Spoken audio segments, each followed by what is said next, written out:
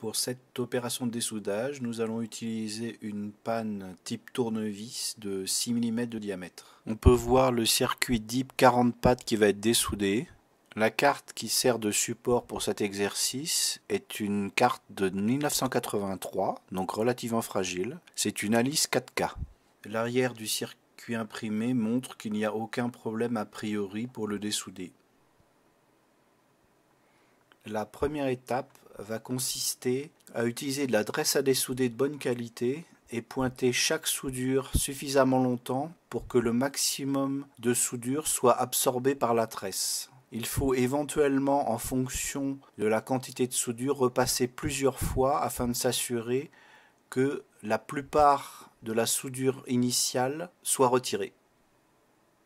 On peut faire un contrôle en regardant sur la partie supérieure pour voir si le trou est partiellement débouché. Il pourra être nécessaire de repasser plusieurs fois sur chaque pin afin de s'assurer qu'un maximum de soudure a été retiré à cette étape.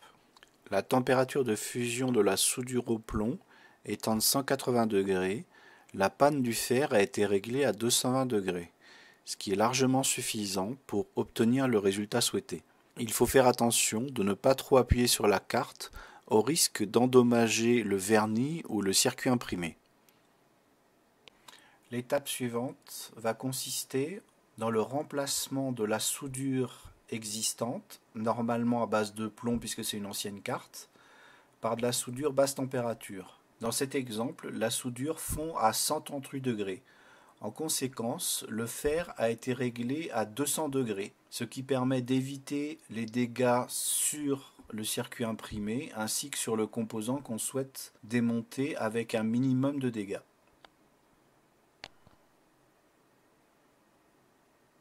Il faut passer lentement sur chaque pin afin que la soudure puisse se répartir de chaque côté du circuit imprimé. Il faudra vérifier sur la partie supérieure que la soudure soit bien arrivée tout en haut. Si ce n'est pas le cas, il faudra recommencer l'opération jusqu'à ce que le reste de soudure existante soit mélangé avec la soudure basse température. C'est l'étape délicate du procédé. Cette étape utilise un générateur à air chaud. Il est réglé à une température de 220 degrés. C'est largement suffisant étant donné que la soudure que l'on vient de mettre en place a un point de fusion de 138 degrés. Il faut chauffer l'ensemble de la zone concernée par le composant. Il pourra être nécessaire de faire levier de chaque côté du composant afin que celui-ci puisse être extrait plus facilement sans déformer les pattes. On peut remarquer que la température à laquelle on a travaillé est suffisante pour que la soudure reste encore liquide au minimum une trentaine de secondes après avoir supprimé le chauffage. Dans ce cas, le composant étant destiné à être réutilisé, il sera nécessaire de repasser la panne du fer sur toutes les pattes afin de retirer l'excédent de soudure existant. Il pourra être nécessaire d'utiliser à nouveau la tresse à dessouder en cas où la soudure soit présente en plus grande quantité. Dans cette étape, la tresse à dessouder est à nouveau utilisée dans le but de retirer toute la soudure excédentaire et de réouvrir les trous du composant dans le but de pouvoir installer un support type tulipe en DIP 40. La température utilisée est à nouveau 220 degrés puisque la soudure présente sur la carte est la soudure basse température.